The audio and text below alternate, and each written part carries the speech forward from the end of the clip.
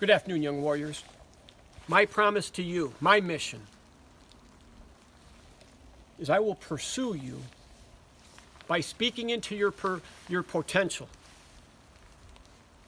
to seek the traits of excellence, of honor. And I want to challenge you to challenge yourself to pursue these traits, understanding that you may not be in the possession of it. It's not about the possession. It's all about the pursuit. Because I believe that excellence and success are attracted to us by the person we become. It's a daily fight. It's a daily struggle. I'm asking you to make a choice, to decide.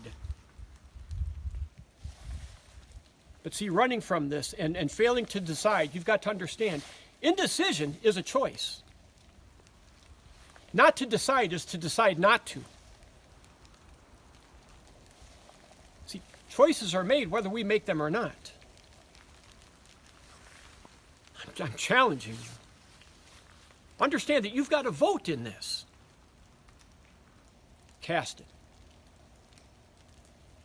Young warriors, tonight I'm going to go ahead and I'm going to talk to you about disciplining our disappointments. I know I bring it up a lot. And you may ask, is it a big deal? It's paramount. It's paramount. Because I believe that our ability to slay dragons, to overcome adversity, will mirror our success, our excellence. But see, failing to discipline your disappointments will become your kryptonite. It'll dismantle you. Because it's my belief, it's been my experience that we're going to face adversity. It's inevitable. But it's never permanent. You've got the choice where you can hunker down and you can ride it out. And sometimes you have to. But there's times you've got to take the sword and you've got to pierce its heart. See, when we fail to do that, and we ride out the storm, sure, they're going to pass. But it's my belief that these dragons, what they do is they go back and they get in line. And they meet us down the path. But now they come back a little bit smarter, a little bit bigger. Deal with them now. Choose to discipline your disappointments. See, when you do that, when you discipline your own personal disappointments, what you do is it's been my experience that you turn adversity into advantage. Struggles become strength. And these things become a weapon that allows you to face problems, but also come to a solution.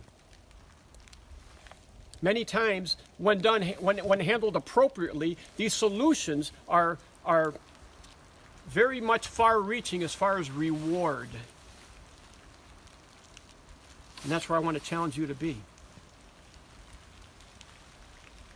It's the film director, Steven Spielberg.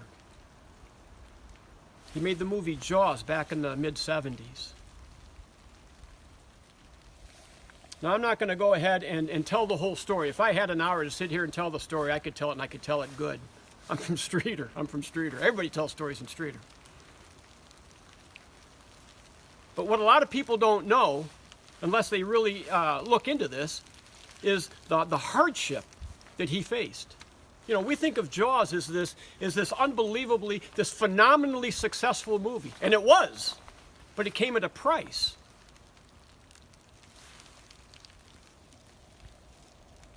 The shark wouldn't cooperate. The shark didn't work. The shark malfunctioned. And here he was with a 25-foot shark. He's got a budget. He's running out of money. He's got producers. He's got these people pumping into this movie, and they're getting discouraged.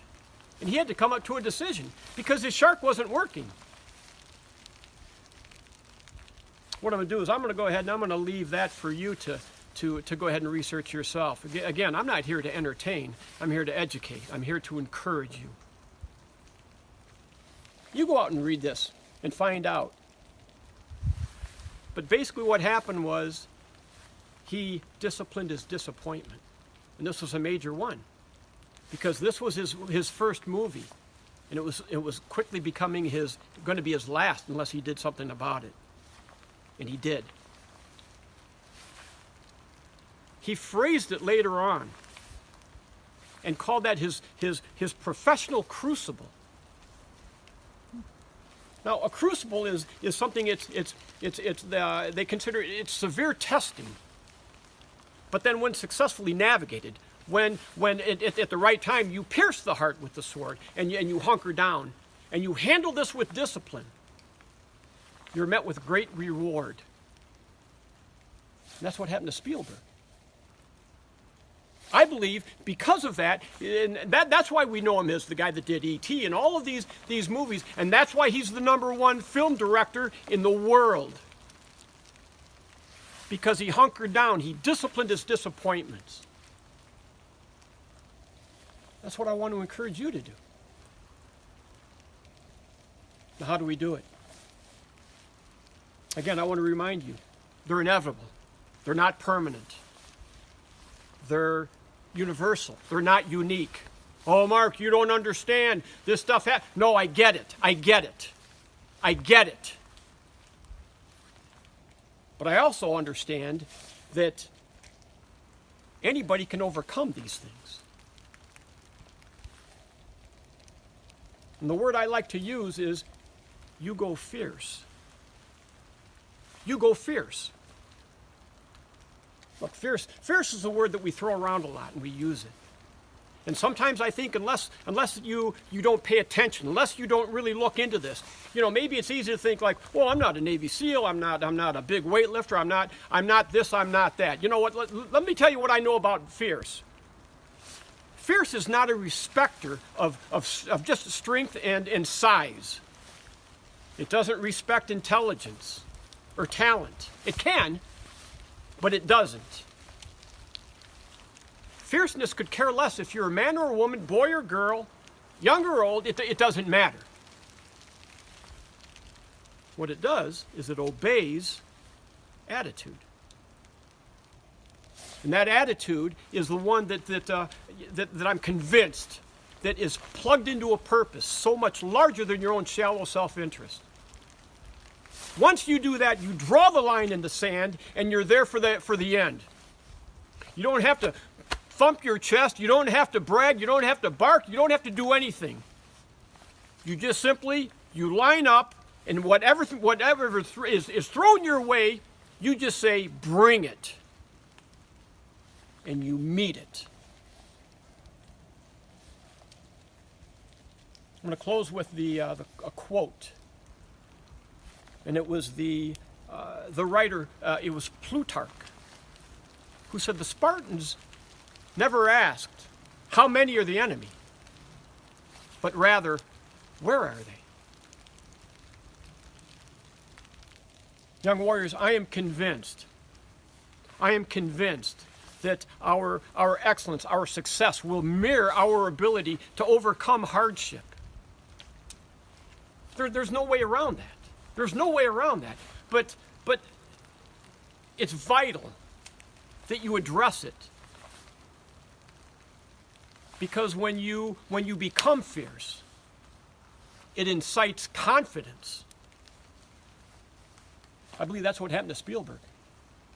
I believe he stood up to this at his weakest moment, at his most vital time, at the beginning of his career. And he drew the line in the sand, and he faced it, and he owned it. And that's why we recognize him today as the #1 film director of all time. Young warriors, I believe in you. Man, do I believe in you. And I'm proud of you. I'm going to challenge you to challenge yourself. I'm putting it on you. It's on your shoulders. To pick up your sword. Develop the fierceness that's necessary. Again, it's simply it's attitude. Face the adversity. Trust that it's inevitable. It's inevitable, but it's never permanent. And slay these dragons as you change this world. I'm proud of you. I'm out.